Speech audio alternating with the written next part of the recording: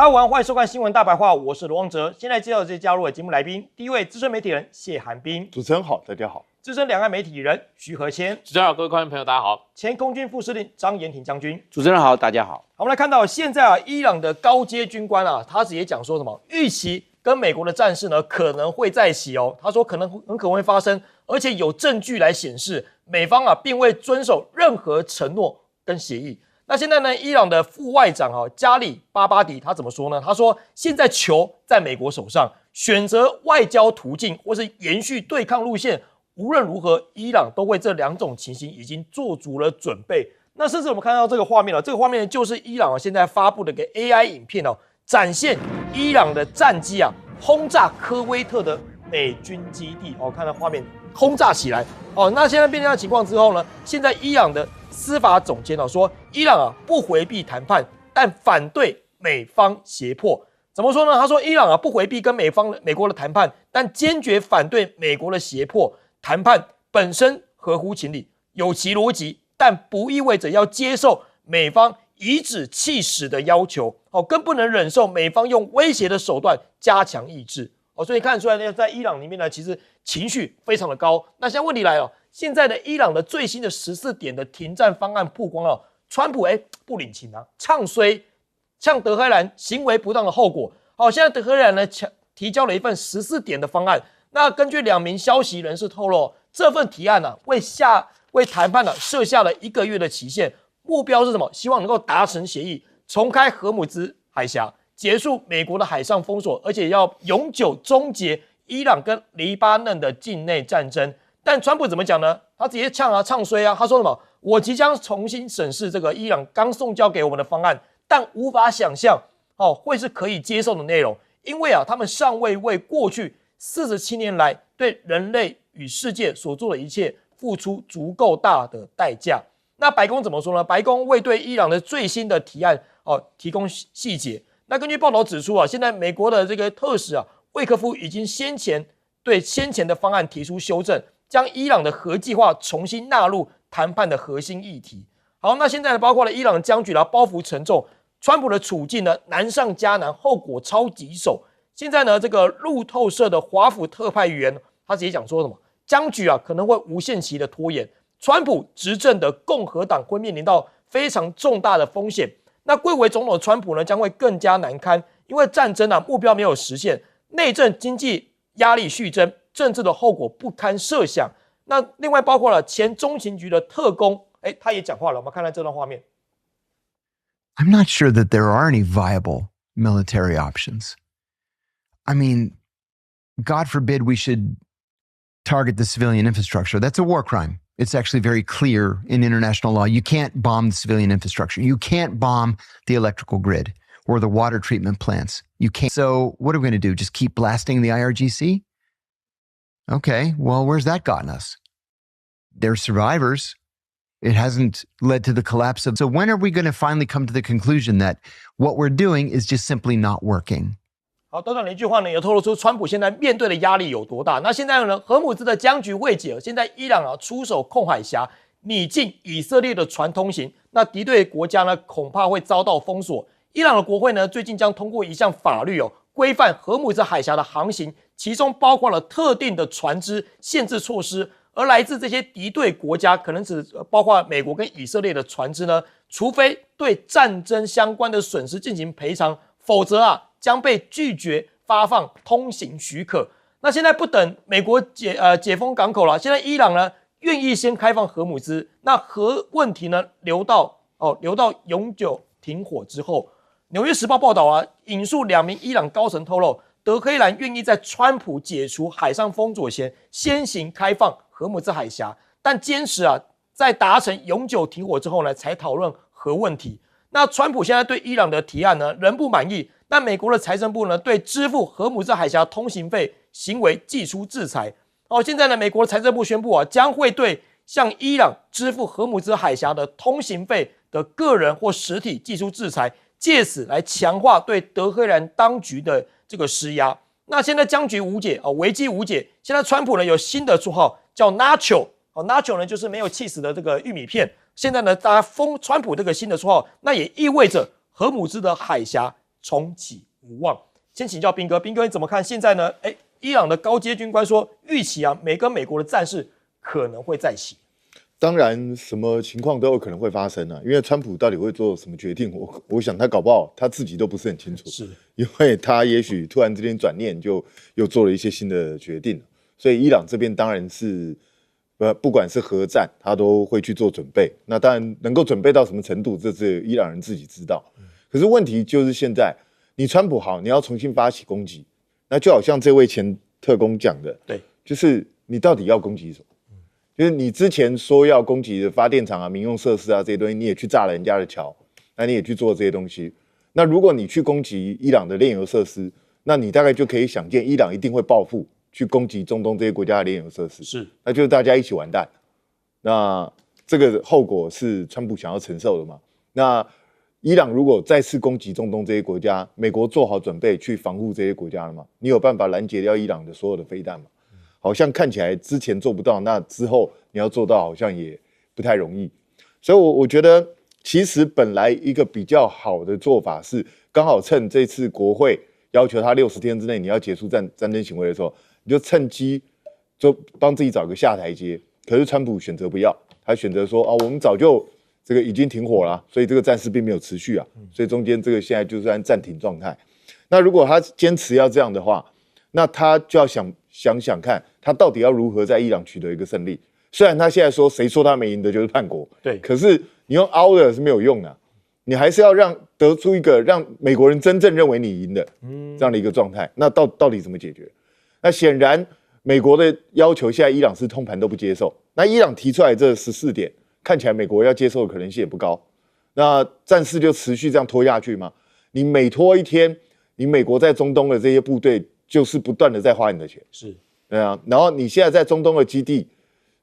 基本上都受损。那你要不要重新修复这些基地？那如果不重新修复这些基地，美国在中东的势力就会重挫。那可是如果战事不结束的话，你现在有办法去重新修复这些基地吗？这恐怕都是大问题啊。所以我觉得对美国来说，现在应该最好的方式是赶快找一个下台阶，华丽转身。可是川普恐怕想的还不是这样，他想的是真的要赢。那如果真的要赢的话，你有什么把握？有什么办法去折服伊朗？因为经过这几波攻击之后，伊朗大概也清除了内部的一些潜藏的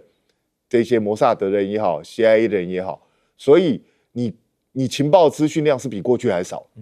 那你要去攻击那些你在第一轮攻击的时候都攻击不到的地点，你有办法做到吗？如果都做不到的话，大概伊朗看起来也蛮耐打，是就持续在那边支撑。那伊朗这样持续支撑下去，请问一下，美国要怎么办？在这边一路拖到期中选举吗？这个显然对川普就不是个选项。所以我觉得目前这个僵局会让川普的情绪会越来越急躁。那情绪越急躁的时候，我个人认为川普搞不好会做出错误的决定。那做出错误的决定之后，战事是有可能会再起，但是到最后的结局恐怕只是让川普跟共和党陷入更难堪的境地。那我们就看他到底怎么抉择。好，请教张延廷将军。我认为美国可能面临的时间压力可能比伊朗来的大，因为美国在这个40天战争当中没有一击奏效，那没有一击奏效，反而让伊朗天生的底气，我可以撑得下来，撑得住，没有问题，还有发挥真实承诺的反击力量，是这样，没有一刀毙命下去，没有，因为这个最主要要一击奏效，因为一鼓作气，再而衰，三而竭。兵家有这么说，那美国在这一方面反而让伊朗有了底气，我就是给你继续耗下去。那换句话说，时间的方程是由美国转到伊朗去，对伊朗有利，我这边从容部署。美国是远地而来调兵遣将，对美国来看是劳师远征，后处战地者劳，对美国来讲是长期来看是不会不利的。所以美国面对的时间压力会比伊朗来得越来越高。另外来看，就是说，这个在双方都不退让的状况之下，美国过度乐观。美国当初也是因为过度乐观，认为可以吹破伊朗13000个目标，就会让伊朗屈服。结果好像伊朗也撑住了，因为他的疏散、伪装、地下化，还有他的一些欺敌的措施，让美国跟以色列对伊朗的轰炸作战效果大打折扣，是这个样子变成，然后川普所得到的这些情报分析变成川普的战略判断错误，实际上让伊朗战争他并没有这个一举奏效，完全获胜。那现在来看呢，伊朗认为，我认为美国要让伊朗屈服，一定要地面战，但是伊朗看出来美国不会地面战，因为美国非常重视这个生命的价值，美国重于生命的防护是超过牺牲。那作战一定要牺牲，你如果作战不牺牲，你就不敢做地面战，不敢做地面战，就没有办法创造决定性的战略效果。那被伊朗看出来了。是，你看美国的命是非常值钱的，那既然不要牺牲，打仗一定要牺牲，大家来梭哈，对人命的梭，大家投进去，这个如果这个战士视死如归，绝不投降，all in 进去了，对，那就不一样了，战力就出来了。那如果是生命非常值钱，那你就会瞻前顾后，有所保留，对，你就没办法整个战力做施展，绑手绑脚了。现在就变成这样子，所以美国已经缚手缚脚了。是，那在这个状况下，也被伊朗看破。那现在呢，在时间压力之下，美国必须面对三股力量压力要出来。第一个，国会压力会给川普，美国的参议院跟众议院，他会这个压力给川普。你川普这个事情怎么解决？怎么解决？战争什么时候结束？是不是这样？那美国川普要面对的是这我们讲国会的压力。第二个，民众的压力，因为川普的民调一直向下溜滑梯，已经到了34%了。你看他本来是50%几啊，现在34%，反对伊朗战争的将近70%，哇，那是非常高，60%几已经很高了。那这样的话，川普会不会面对压力？当然，因为美国是民主国家，他是总统是选出来的，就要面对民意的检测，就民意检测交出来，就你的目前的民调的支持度只有34%，而且还在向下修正。川普第二个压力，面对民调、面对民意的压力大不大？当然大。第三个，期中选举11月，现在已经5月，不到半年就要期中选举了。期中选举，川普的共和党有没有人要跟这个川普站在一起啊？那如果站在一起，可能变成票房毒药，有没有可能？有可能啊。那川普会有压力。如果期中选举，这个共和党在参议院跟众议院，结果开票开得难堪，川普会不会有压力？当然我会有压力，这只是国内的压力。那不要忘了，还有第三个国际的压力。国际没有人到现在为止还没有看出来，北大西洋公约组有一个国家要正式派兵帮助美国，因为他们认为正式派兵帮助美国，也就是帮助以色列，是这个样子啊。那我不要帮助以色列，可以帮助我不要，但是你们两个已经加在一起了，所以帮助美国也视同帮助以色列，所以其他国家就会有所忌惮，对美国没办法那么支持。川普只是不愿意把话讲开而已，大家不愿意对川普的支持，是因为以色列的因素，但大家都不能说，因为这一说政治扣分，没有得分先失分，所以川普也不能讲，也说不开，那只能怪德国、怪英国、怪法国、怪这个西班牙，甚至还怪到意大利去了。那但是没有办法，这是结构性问题，因为以色列是其中扮演的角色之一，所以让川普在这个时候没有办法忘所欲言的来表达。好，请教何先哥。是这两天的刚刚主持人说到表态，其实我们可以看到美国跟伊朗双方都在打所谓的两手策略，都说我们有意要谈，我们也准备了方案，但是我们不排除重新再打的可能性，以此呢来拉高自己的要价，同时也安抚自己国内特别是伊朗。那伊朗大家都知道，在这种前国家元首前最高领袖被杀，然后呢，国内的死伤已经超过3000余人，包括1700多名平民的这样的一个惨重的死伤的情况下，如果要去跟敌人来这个进行一个签约握手说我们正式停火，那你必须要先摆出很强硬的姿态，你才能获得对内的一个合法性。所以现在大家双方都是在打两手策略。那当然，伊朗在这一轮的这个条件交换当中也提出了一些真实的新的让步。包括像之前伊朗一直说的是，你美国要先解除对我伊朗的整体的航运的封锁，我才会重开霍尔木兹海峡。但最近这两天，我们看到这个美国媒体，不管是华尔街日报或者是纽约时报爆出来的，都显示说，伊朗好像认为说，我们可以先宣布，我们让这个海峡通航，把这个还困在这个波斯湾里面的3000多艘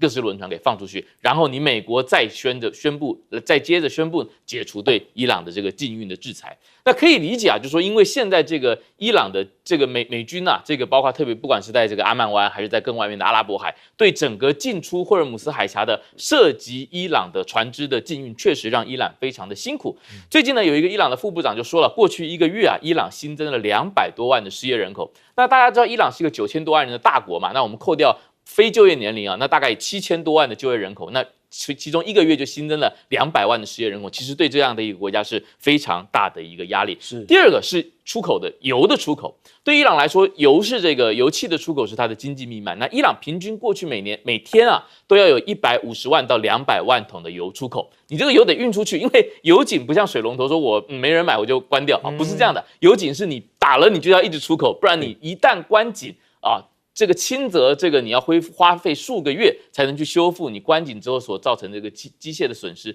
第二个就是说你哪怕恢复这个关井之后再恢复，你可能这一口井的这个产能就会掉20-30%，这是非常大的涉及到这个地质跟压力的一个很大的不确定性。所以伊朗这几天已经在拿一些旧的油轮来当海上的浮筒，因为陆上的储油设施你油打出来之后要储存起来嘛，储油设施已经快要见顶了，大概剩下10几天的这个冗余量，所以伊朗开始去找一些旧的油轮来当超大浮筒，来这个放在海上，把油放在这些旧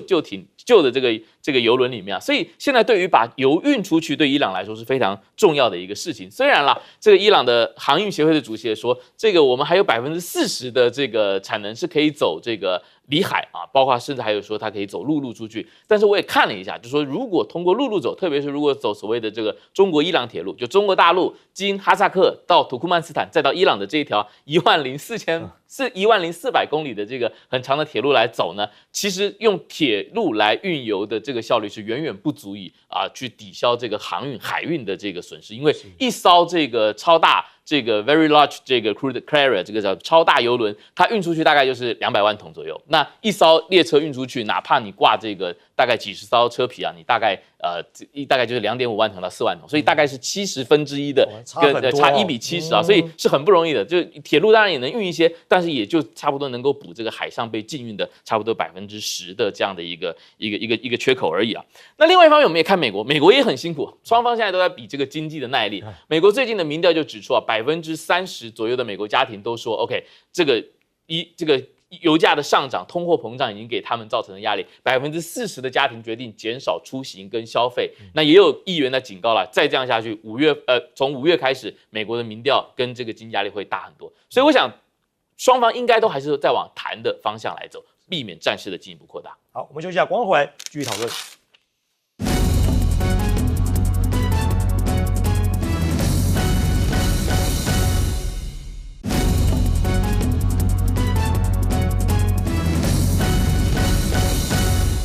欢迎回来新闻大白话，我是罗王哲。我们来看一下就在这个川习会前夕美中之间的氛围到底是如何呢？现在川习会倒数现在美国派的运输机降落到北京了。那现在呢，美军的 C-17的运输机呢，在1号的时候呢，降落到北京的首都机场。香港媒体指出说呢，这架的军机很可能是川普为此行预先怎么样运载物资，很可能意味着大陆当局到现在还没有证实川习会按照计划正在推进当中。那现在看起来中方的态度是有点保留。那川普的态度怎么讲呢？他说我们会按计划访问中国大陆，而且呢一定会很精彩，这次会很精彩的访问，而且计划就在本月访中。那现在呢，这个美国的参议院的外委会跨党派的议员同时提出了决议案，关切中国对美国的战略利益的威胁，警告解放军迅速现代化，试图透过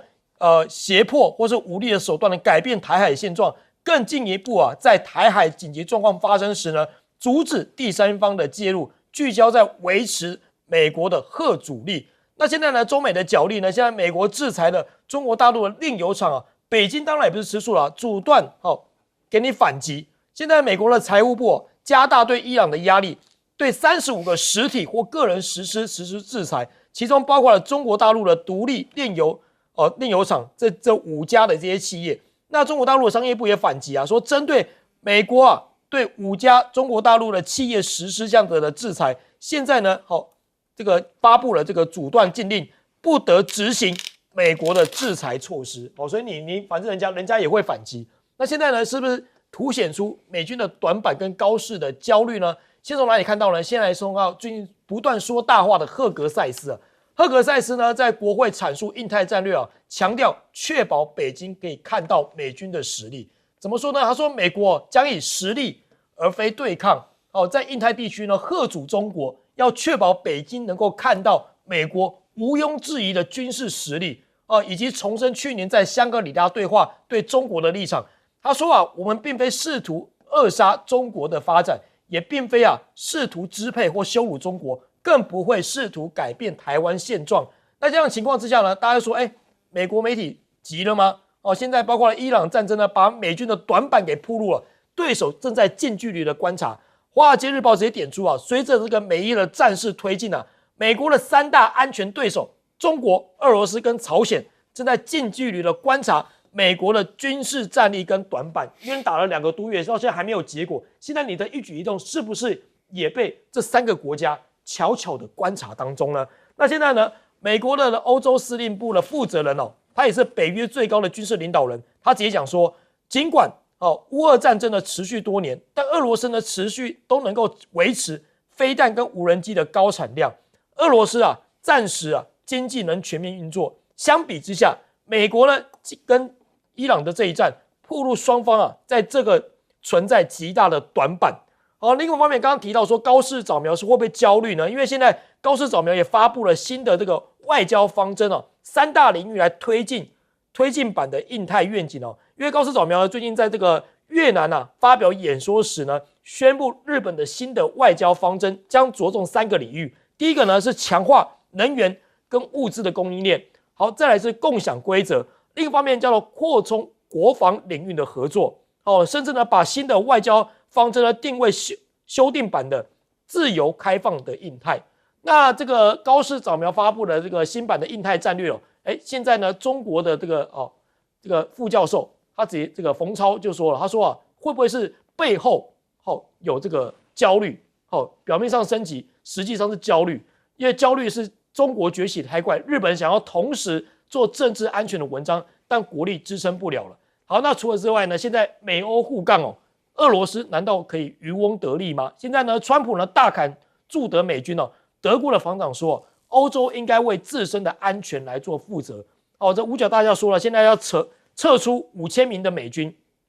那德国的防长呢直接讲了，说美国计划在德国裁减5000名的士兵的举动会促使欧洲强化自身的国防实力。那国防分析家呢，甚至民主党的人士呢，甚至共和党内部的成员都认为美国在欧洲维持强大的军事存在呢，是美国对全球军事的影响力的关键。如果大幅撤军，或是你关闭基地的话，尤其点出如果尤其是德国的基地的话，将大幅降低华府的军事影响力。好，那再来看到就是现在川普严拟裁掉这个驻德美军。现在美国的参众两院的军委会主席担忧这根本就是对俄罗斯释放错误的讯号可能会释出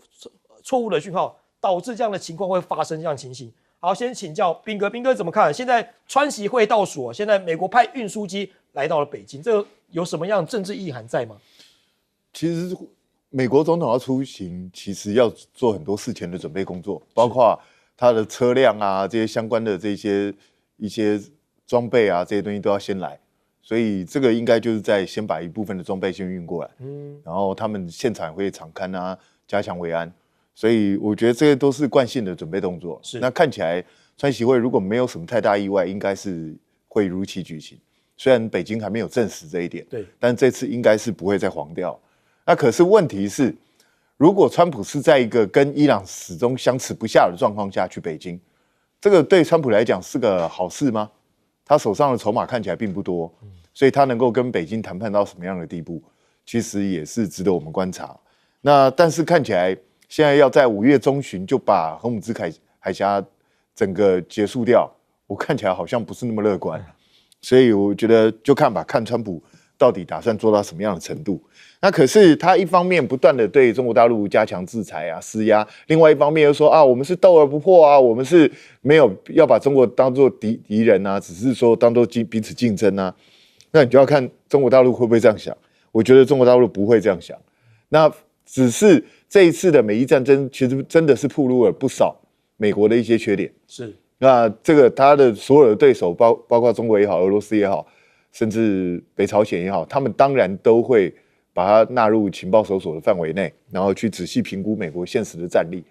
所以这个也是美国自己，他要赶快把自己的一些缺陷矫正过来。如果矫正不过来的话，那恐怕美国在世界上的影响力也会逐步下降。那至于说高市早苗，他又在提印太战略，是不是焦虑了？这不是焦虑不焦虑的问题，而是我觉得他根本就在天方夜谭。为什么？印太战略是美国先提出的。那请问一下，美国搞了这么多年，印太战略形成了吗？也没有啊，因为印太战略里头要有印啊。那印度向来是个滑头的国家，他有好处他会沾，你要他尽义务，要他帮你忙，抱歉他不干。是。那请问一下，你的印太战略到底要怎么形成？现在日本也会面临同样的问题，而且日本的实力是远远不及美国的。如果美国都办不到这件事情，你凭什么办到？所以我觉得高市在喊印太战略根本就是个笑话，他根本做不到的事情，我不知道他在喊什么。那导致美国现在川普自己暴跳如雷，像小孩子一样发脾气，说要去德国撤军。对，去德国撤军，那真的是太好了，对俄罗斯来讲，那太棒了。你撤军就减少你在欧洲自己的影响力，那到最后搞不好北约就因为你的这些作为搞而瓦解掉。那北约瓦解掉对俄罗斯当然是件好事啊。而且川普没有想过一件事吗？就是你从德国开始撤军，甚至从其他地方开始撤军回来，然后这些人呢？这些人如果不部署，那未来可能就面临国会让你裁军哦。对啊，因为你不需要这么多预算了，不是吗？对，那你不需要这么多预算，那国会可能就叫你裁掉。那裁掉之后，美军的影响力是不是就进一步降低？所以你是自己在削弱美军的实力啊。川普在做的就是这件事啊。所以他的所有对手应该都非常乐见，你最好不只从德国撤军，你也可以从日本、从韩国到处撤吧。你越撤，美国的影响力就越小。川普我一直说他是在搬石头砸自己的头，你知道为什么？不是砸头啊。对，因为他现在正在自动取消美国世界霸主的地位，那大家何乐而不为？是。好，请教张延廷将军，美军的短板是不是被大家看见？我认为大家看到美军短板呢，把聚焦在这个火力不足，感觉到好像这个弹药上面呢，这个供应不足，入不敷出这个状况。其实我认为啊，我要聚焦到伊朗，不是聚焦到美国，聚焦到伊朗。那伊朗它发挥它3个优势，让美军在这一方面啊没有办法一击奏效。第一个，伊朗的战争忍受度很高，出乎美国的想象。美国对伊朗实施了40年的经济制裁跟武器禁运，结果伊朗说：“那我现在开始国防自主。”所以你注意看，伊朗的地对地的导弹，伊朗所做出来的巡弋飞弹，还包括伊朗所做出来的无人机，数量都已经到达一定的规模跟水准。是，他要国防自主，因为武器禁运跟经济制裁对伊朗产生非常重大的影响，让他没有办法。所以伊朗经济上是乏善可陈，但是在军工上面，他已经建立自主的军工体系已经出来了。不管是从中国大陆、从俄罗斯，尤其从俄罗斯那边获得的技术，他自己已经出来了。他现在已经要发展他的核武，所以才龙缩鼬。美国这个时候就不得不要出手。是。那第二个呢？伊朗对这个战力的保存度超过美国的想象，因为伊朗它多山脉，伊朗4000公尺以上的高山呢，600座。因为伊朗它是高原，还有高山，还有盆地多。你看，伊朗164万平方公里。160万有8个朝鲜半岛那么大，南北韩加在一起一个朝鲜半岛，8个就是164万平方公里大，然后它就地下化，那地下化你炸不到，那个专利炸弹呢 ，GBU 那个炸弹专利炸弹呢，最多加上速度，加上重力加速度，加起来动能还有位能加进去，大概只能达到60到70公尺就不行了，因为它那个土堆没办法再往下钻，所以它地下化，你要知道那上面山还有200-300公尺嘞，所以。这个战力保存，伊朗在这一方面做得不错，因为他知道这个战争呢是时间的问题，会发生一定时间问题。第三个，我知道伊朗的反击力道出乎想象。你看呢，在巴格达或者在科威特，不是在科威特这个巴林卡达、阿联酋都被伊朗的无人机还有导弹轰炸。这个反击的力道出乎美军的想象。是。好，请教何先哥。是确实啊，这个5月中旬的川普访华这件事情看起来正在紧锣密鼓的进行当中。4月30号呢，我们就已经看到了大陆的外长王毅跟他的对手就是美国国务卿兼国安顾问卢比奥就通了一个电话。那里面就讲到了，就是王毅开篇就讲，元首外交是中国大陆跟美国关系的定盘星啊。那他也提出了几点，这个中国大陆对于这一次川习会的这个诉求，第一个叫扩大合作面，第二个叫管控分歧点，然后第三，他也提出要探索具有这个什么战略性啊、建设性、稳定性的这个中美关系。其中，我想值得我们关注的就是王毅还提到一段台湾，专门谈了台湾问题。他说，台湾问题是中国大陆跟美国关系的最大风险点，也是中国的核心利益。那他要求美方信守承诺，做出正确的抉择，为中美合作打开新的空间，为世界和平做出新的应有的努力。那其实做出正确抉择这几个字我一看就觉得哇，分量很重，因为这代表着当大陆在外交语言当中提出这个词的时候，就代表说我已经向你提出一些 proposal 在这个议题上，而且我也不怕对外告诉大家说我已经向你提这个 proposal， 但是我在等你做出决定，我在等你怎么回应跟怎么表述在台湾问题上面的这个承诺或者是你的看法。那当然了，那从这个整体的脉络来看，我们也可以理解，当然中美关系不是只有台湾问题，包括你说这个地缘政治安全啊、国际战略格局的平衡啊，包括中国大陆对乌克兰战争、对伊朗战争，还有对这个朝鲜核问题的看法呀，等等，还有包括对南海、中日争端等等，都可能会被放进中美的这个所谓全世界最具有影响力或最具有这个外溢效果的这一组双边关系里面去谈。那川普本人当然对这个行程是我们可以看到他整个心情是很期待的。他之前说 I will get a big fat hug， 我会得到一个很大的熊抱在北京。然后他之前在伊朗战争之前，他也说我希望到北京的时候有一个非常漂亮的仪仗队在那边等着欢迎我。那当然我们也不要忘记，这一次出访就是川普在白宫这个记者协会晚宴被暗杀未遂之后的第一次第一次到外国去访问。那我想东道主中国大陆方面会不会借这个机会也给川普一些至少在个人层面上的这个心情的安慰那我想这也考验着这个中国大陆设计跟规划整个这个行程的能力。但整体来说呢，我想诚如刚刚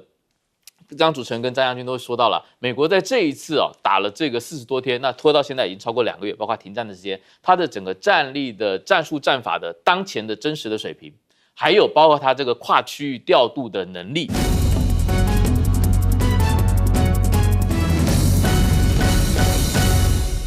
欢迎收看这一节的新闻大白话，我是节目主持人樊启明。先